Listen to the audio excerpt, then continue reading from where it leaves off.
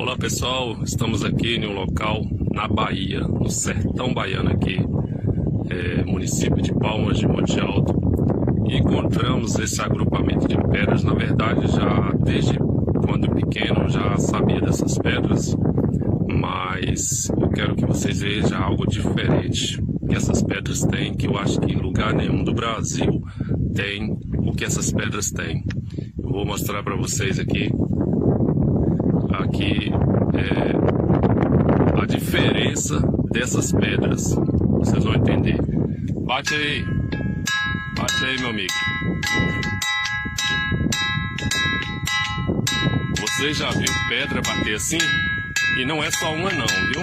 E o interessante é que ela tem essas formações desses pilõezinhos, ó, como se fosse pedra que não foi vinda da terra, veio de cima. Mas vamos aqui, tem mais. Todas elas têm um som diferente. Olha essa outra. Olha para isso. Vamos ver essa outra grande aí.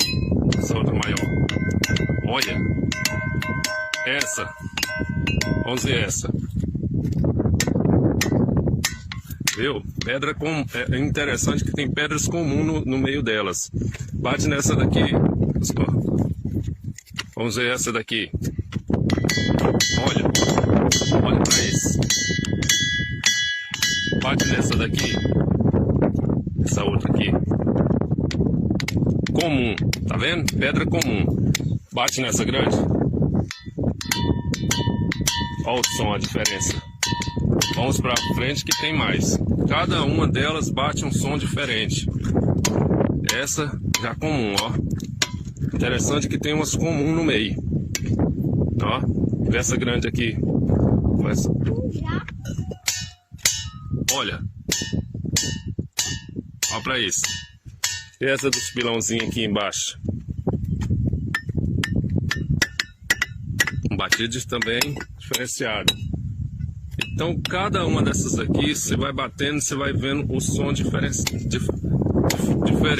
Só que tem umas que é comum. Elas, ó pra essa.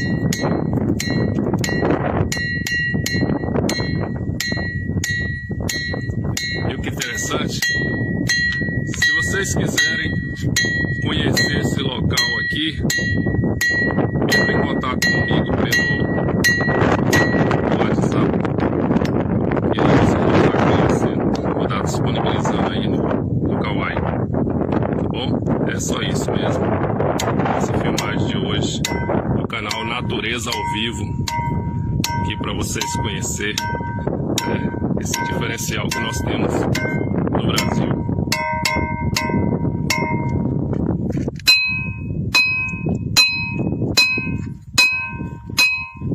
Olha essa.